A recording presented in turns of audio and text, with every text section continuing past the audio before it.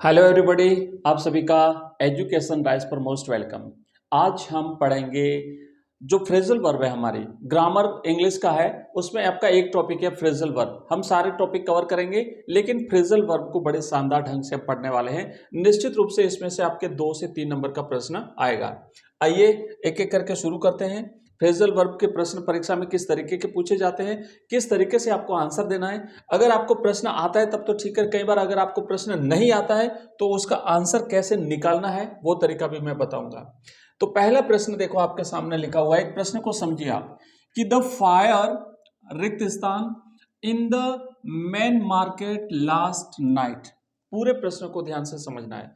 आपके सामने 2 ऑप्शन दिए हुए हैं, ब्रोक आउट और ब्रोक डाउन। अब परीक्षा में इसी प्रकार का आपका फ्रेजल वर्ब का प्रश्न आएगा, 2 में से किसी एक को आपको चूज करना है। तो आपको पहले इन दोनों का अर्थ पता होना चाहिए। कई बार देखो यहां पे जैसे ब्रोक आउट लिखा हुआ है, कई बार ब्रेक आउट भी आ सकता है, BREAK ब्रेक आउट, और यहां पर आएगा break down, BREAK break DOWN, ये भी आ सकता है। तो इसके बाद आपको टेंस के हिसाब से फिर इसको उस टेंस में past participle, past perfect participle में चेंज करके आपको भरना पड़ेगा। तो अभी आप फिलहाल इतना सोचिए कि आपके पास ये 2 हैं, 2 में से क्या भरोगे। तो पहले तो आपको इन दोनों का अर्थ पता होना चाहिए और फिर आपको सेंटेंस समझ में आना चाहिए। तो सेंटेंस को समझो, क्या लिखा हुआ है कि द फायर, फायर का मतलब होता है आग। आग का क्या हुआ, इन द मेन मार्केट, यानी मुख्य बाजार में आग। मुख्य बाजार में आग क्या कर सकती है, आग लग सकती है, बस यही हो सकता है, और तो क्या हो सकता है। तो आग लगने को हम इंग्लिश में क्या कहते हैं, फ्रेजल वर्ब में। तो फ्रेजल वर्ब में एक तो है ब्रोक आउट और दूसरा है आपके पास ब्रोक डाउन। तो देखो, ब्रोक की जो फर्स्ट फॉर्म होती है ब्रेक आउट, इसका मतलब होता है अचानक फैलना। अचानक, अचानक फैलना, अचानक क्या फैलना, अचानक फैलना। जैसे आग है, मान लो अचानक कहीं आग लग गई, अचानक युद्ध का भड़कना, है ना, अचानक दंगा भड़क जाना, अचानक जो है बीमारी का भड़क जाना, किसी जैसे बीमारी है ना, बड़ी जैसे कोई बीमारी का फैल जाना, जैसे फॉर एग्जाम्पल कोरोना आया था।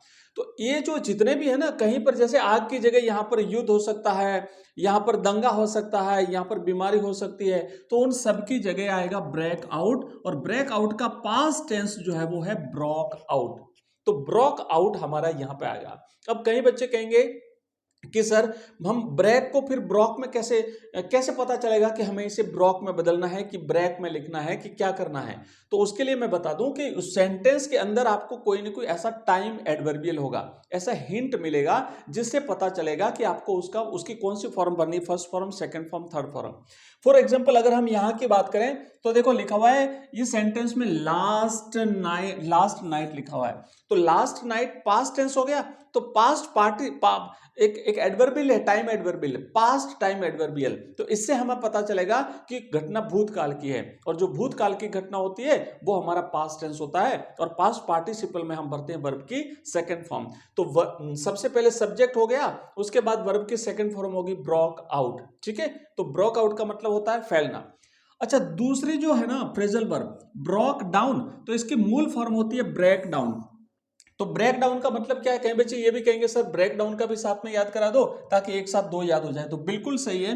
तो आपको ध्यान देना है कि जो आपकी ब्रेक डाउन है बच्चों, याद कर लेना, क्योंकि फ्रेजल वर्ब एक दिन में याद नहीं होती है, रोज अभ्यास करना पड़ेगा।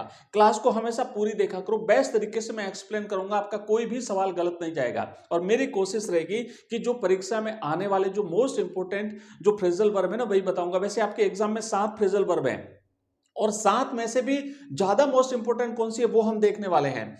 तो देखो, ब्रेक डाउन का मतलब होता है अचानक खराब होना। अचानक जो है वो क्या होना भाई, अचानक खराब हो जाना। क्या खराब हो जाना, जैसे रास्ते में चलते चलते गाड़ी का अचानक खराब हो जाना, कार का अचानक खराब हो जाना, तो वो होता है ब्रेक डाउन। अब ध्यान देना कि विशेष करके जो ब्रेक है ना, ब्रेक है, ब्रेक से कई सारी फ्रेजल वर्ब बनती हैं। BR, यहाँ पे मैं लिख देता हूँ BREAK, ब्रेक है, कैरी है, इससे जो बनने वाली फ्रेजल वर्ब है ना, वो परीक्षा में ज्यादा पूछी जाती है और ये परीक्षा में कंफ्यूज भी बहुत ज्यादा करती है, विशेष करके ब्रेक की, तो क्योंकि इससे बहुत सारी बनती हैं। तो इसीलिए मोस्ट जो मैं तैयारी करवा रहा हूं, बस इतना तैयार कर लीजिए, 100% आपको इसमें से मिलेगा। और अभी परीक्षा में टाइम है, आप तो तैयारी तो आपको करनी पड़ेगी। अगर सही ढंग से तैयारी करते हैं तो निश्चित रूप से आप आराम से प्रश्न राइट करके आ जाओगे। तो हमारा हो गया यहाँ पे इसका राइट आंसर ब्रोक आउट, क्योंकि ब्रोक आउट का मतलब होता है आग लग जाना या आग का फैलना। चलिए दूसरा प्रश्न हम करेंगे। ये रहा आपके सामने दूसरा प्रश्न, ध्यान से समझना क्या है दूसरा प्रश्न। और अगर समझ में नहीं आ रहा हो बच्चों, आप दोबारा पढ़ना, 3 बार पढ़ना, आराम से समझ में आ जाएगा। फिर भी अगर कोई आपका डाउट रहता है तो इस वीडियो के कमेंट बॉक्स में आप कमेंट कर देना, मैं आपको सही ढंग से एक्सप्लेन कर दूंगा। दूसरा प्रश्न क्या है, she was blank by her grandmother, उसकी दादी के द्वारा, उसकी दादी के द्वारा क्या किया गया, ब्रॉट आउट या ब्रॉट अप। पहले तो इसे मूल फॉर्म में बदलो ताकि उसका अर्थ समझ में आवे। तो ब्रॉट आउट का होता है bring out, BRING, bring out, BOUT, bring out. और ये है ब्रिंग अप, ठीक है ना। दूसरी वाली है BRING, ब्रिंग और अप, ब्रिंग अप। अब देखो दादी के द्वारा उसका किया गया क्या, तो दादी क्या कर सकती है, अपने पोते पोतियों का लालन पालन कर सकती है, पालन पोषण कर सकती है। तो ब्रिंग अप का मतलब होता है पालन पोषण करना, ध्यान देना, ब्रिंग अप का मतलब होता है पालन पोषण करना। तो अब आप अनुमान लगा लो यहाँ पे क्या आएगा, यहाँ पे ब्रॉट आउट आएगा, फॉर एग्जाम्पल ब्रिंग से बनने वाला, ब्रिंग BRING, ब्रिंग आउट आएगा या फिर ब्रिंग अप आएगा। तो आप समझ गए यहाँ पे आएगा हमारा ब्रॉट अब उसकी दादी के द्वारा उसका पालन पोषण किया गया। समझ गए ना, ध्यान से समझोगे तो सारी चीजें समझ में आ जाएगी। और मैं आपको बेस्ट तरीके से समझाने का प्रयास यहाँ पे कर रहा हूं, पालन पोषण करना, समझ गए। चलिए तीसरा प्रश्न है, ध्यान से समझना है कि you must blank the orders of your principal, तुम्हें अपने प्रिंसिपल का क्या करना चाहिए, मस्ट का मतलब होता है ऑब्लिगेशन है, दबाव है, चाहिए ही चाहिए, तुम्हें क्या करना चाहिए, ऑर्डर्स का।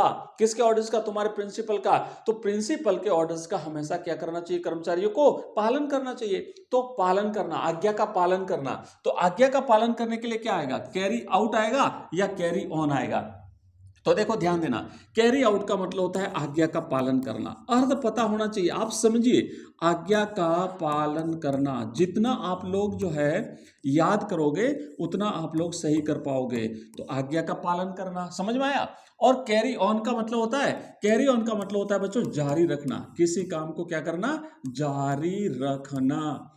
देखो दोनों के साथ याद करा रहा हूं, कभी ऐसा नहीं कि ये तो चलो आपने एक एक बता दिया, लेकिन कभी ये भी तो आ सकती है ना, इसका अर्थ क्या है वो भी तो आपको पता होना चाहिए ना। इसलिए कॉपी पेन लेकर के बैठो और इनके शॉर्ट फॉर्म लिखो तुरंत। जैसे कैरी ऑन का मतलब जारी रखना, कैरी आउट का मतलब पालन करना, ब्रिंग अप का मतलब पालन पोषण करना। जितना लिखोगे उतना याद कर पाओगे। चलिए आगे बढ़ते हैं, राइट आंसर हमारा यहाँ का हो गया। नेक्स्ट हमारा, तो इसका एक बार फिर से है कैरी आउट, मैंने आज्ञा का पालन करना। अगला प्रश्न देखो, अच्छा इसका साथ में आ गया, हाँ देखो चलो साथ में आ गया, पर एक बार समझते हैं इसको। क्या लिखा हुआ है कि आई रिक्तिस्तान my old friend in the market yesterday, कल मैं अपने पुराने मित्र से मार्केट में मेरा मिलना हुआ, मतलब अचानक से आमना सामना हो गया। तो इसको कहते हैं कम एक्रॉस। कम एक्रॉस का मतलब होता है अचानक से मिल जाना। एक होता है कम ऑफ, मतलब ये कैम है ना, कैम कम की सेकंड फॉर्म है, कम का पास्ट टेंस है, कम ऑफ। तो कम ऑफ का मतलब होता है किसी खानदान से होना, है ना, किसी खानदान का होना, खानदान परिवार, खानदान से होना, ठीक है। तो अब देखो यहाँ पे तो क्या हुआ था कि किसी मित्र से मिलना हुआ था। मान लीजिए आप जा रहे हो और अचानक से आपका कोई मित्र मिल जाए तो उसे कहते हैं कम अक्रॉस, है ना, मित्र से अचानक से मिलना। तो यहाँ पे हमारा पास्ट टेंस है, चूंकि यस्टरडे है तो कम का हो गया कैम। तीनों फॉर्म है ना, प्रत्येक फॉर्म की आपको तीनों फॉर्म याद होनी चाहिए। कम फर्स्ट फॉर्म है, सेकंड फॉर्म है कैम, और थर्ड फॉर्म फिर होती है कम। कम कैम कम, ऐसे first form, second form, third form, प्रत्येक की तीनों फॉर्में आपको याद होनी चाहिए। चलिए नेक्स्ट, चौथा प्रश्न हो गया हमारा।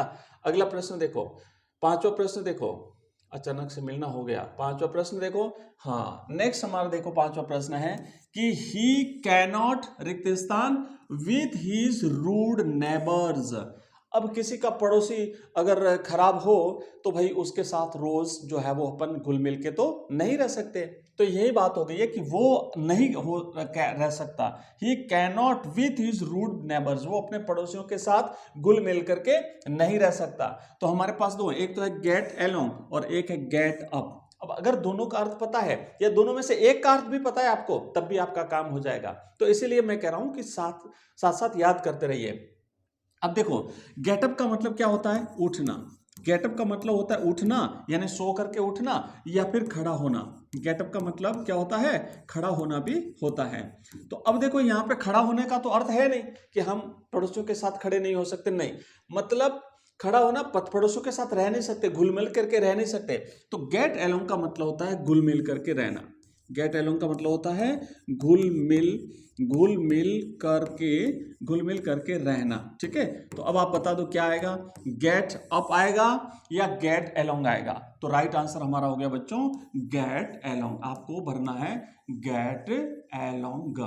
ठीक है, परीक्षा में आपको खाली इतना लिखना है, पूरा क्वेश्चन लिखने की जरूरत नहीं है। क्रम संख्या लगा दीजिए और डायरेक्ट आप नेक्स्ट जो है वो लिख दीजिए।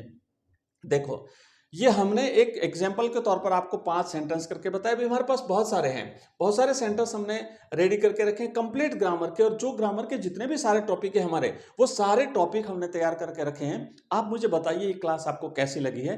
अगर आपको ये क्लास अच्छी लगी है और आप अगर कमेंट करते हैं कि हाँ सर नेक्स्ट टॉपिक भी करा दीजिए और इसको भी कंटिन्यू रखिए, तो मैं अगली इस क्लास को भी कंटिन्यू करूंगा और अगली जो हमारी जितने भी ग्रामर की वीडियोज हैं, ग्रामर के जितने भी टॉपिक्स हैं, वो सारे टॉपिक्स कवर करा दूंगा।